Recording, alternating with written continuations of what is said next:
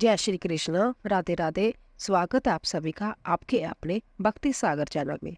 दोस्तों, आज हम ज्येष्ठ मास के 13वें दिन की कथा लेकर आए हैं, जिसमें इंद्र देवता ने कपिल मुनि के आश्रम में जग अशव को बांध दिया था। आइए शुरू करते हैं। स्कंद जी बोले कि हे विप्रलोक, जब इंद्र ने राजा सगर के अश्वमेव जग का समाचार विग्रह श्री विष्णु भगवान से निवेदन किया, तब विष्णु भगवान मन से ध्यान कर इंद्र से निश्चित वचन बोले। श्री विष्णु भगवान ने कहा कि हे इंद्र, मुझको और समर्थ्य श्री शिव जी को उन लोगों ने नहीं बुलाया, इसलिए मैं तुमसे उपाय बताता हूँ। तुम यथामति उस उपाय को करो। हे सुभर्त्या, मैं तुमको इस अदृश्य करने वाली विद्या को देता हूँ। तुम पवित्र होकर उस विद्या को ग्रहण करो और एकाकी निर्भय होकर पुण्य जाओ। विधि से उस विद्या का जप करो।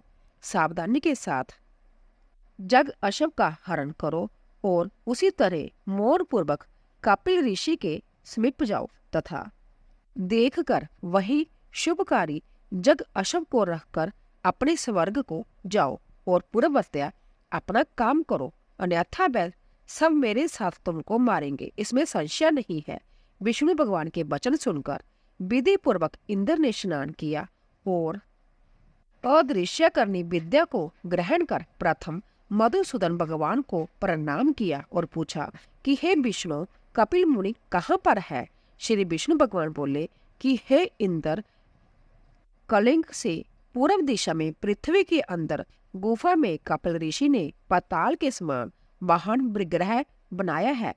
उस भूग्रह में ध्यान मगन होकर मुनि श्रेष्ठ कपिल मुनि रहते हैं। विष्णु भगवान के वचन को सुनकर इंद्र जग अशव के समीप गए और विष्णु भगवान से उपदृष्टि विद्या का ऋषि देवता के सहित जप करते हुए जग अशव को लेकर शीघ्र चले गए और उस समय किसी को मालूम नहीं हुआ।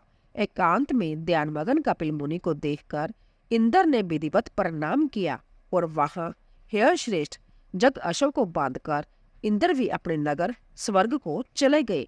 परंतु चित्त में शंका अधिक बनी रही।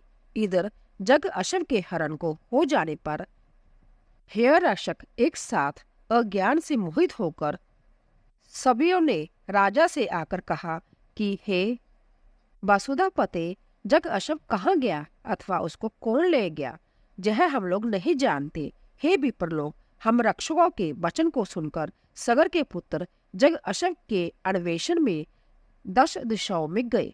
समस्त पृथ्वी के तलभाग को देखकर देवलोक देखने के लिए स्वर्ग को आए। बाद नक्षत्र लोक को गए और इंद्र की पुरी को गए। संशय में पड़कर व्याकुल सगरपुत्र इंद्र के प्रत्येक ग्रह में और दूसरों के ग्रह तथा नगर में अटारी समस्त शाला वन उपवन दिक्पालों के लोक तदंतर ब्रह्म लोक कैलाश हिमवान तथा अन्य अनेक पर्वत मेरु पर्वत समस्त गुफा और शिखर गंधर्व लोक जगलोक तदंतर विष्णु लोक में भी गए। इस तरह वह सगर पुत्र समस्त लोकों में गए, परंतु वहां जग अशव को नहीं देखा। तब वह लोग पताल लोक को गए। वहां जाकर 7 पतालों को देखा।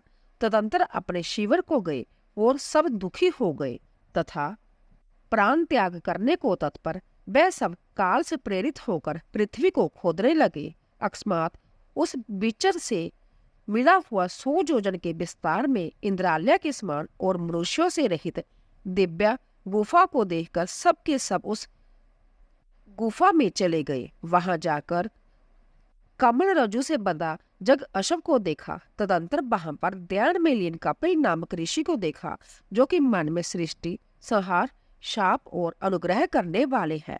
कपिल ऋषि के प्रभाव से अपरिचित उन मूर्ख सगरपुत्रों ने कपिल मुनि को चोर समझकर कहा कि इसी ने घोड़ा की चोरी की है और ब्याह से जहां ध्यान लगाकर बैठा है। हम लोगों के ब्याह से भूग्रह बनाकर दृष्ट जहां ऋषिवत बैठा है, इसको अच्छी तरह बांधकर राजा सगर के पास ले चलो।